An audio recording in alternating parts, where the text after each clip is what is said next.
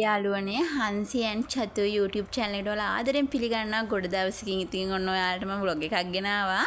අපි අද යන්නේ මහියංගනය හරහා වැලිමඩට. ඒ යන අතරතුරදී මහියංගන පුදබිමේදී ශ්‍රී සර්වඥ ධාතුන් වහන්සේලා වන්දනාව සඳහා ජනගහනය අධික පිරිසක් හිටියා. ඉතින් අපි එතන පහු කරගෙන අපි දැන් යන්නේ සුන්දර තැනකට.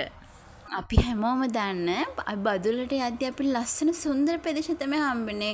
ලස්සන කඳුපන්ති, ඒ වගේම ගස් කොළන් පිරීලා ලස්සන සුන්දර. ඉතින් මේ පේන වැව ලොග්ගල්ලා ඔය. ඉතින් මෙතනත් ඔයාලා හොඳට දැකලා ඉතින් බදුලට අපි යද්දී අනිවාර්යෙන් අපි මෙතනින් යනවා. ඉතින් මේ ඈතින් පේන කඳුපන්ති ඇත්තම හිතට නිස්කලංක භාවයක් ගෙන දෙනවා.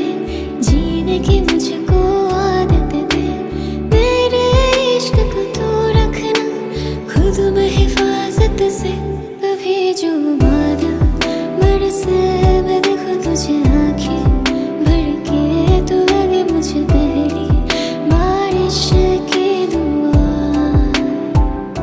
तेरे पहलू में रह लूं मैं खुद को पागल कह लूं तो गम दिल खुशियाँ सह लूं साथिया दुआ भी लगे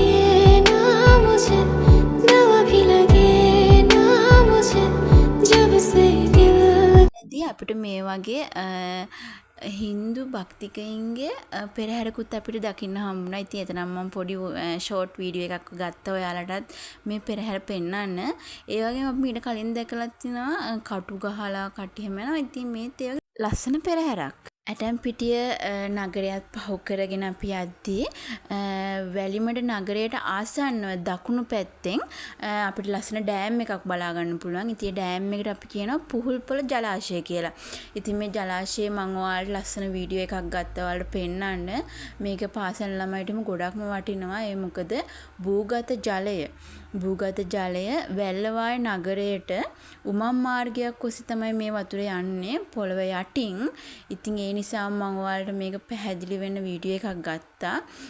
මේක පාසල් ළමයට ගොඩාක් වටිනවා. ඒ වගේම මම මෙතන විස්තර ඔයාලට ඡායාරූපයකින් ඉස්සරහින් මම දාලා තිබ්බා.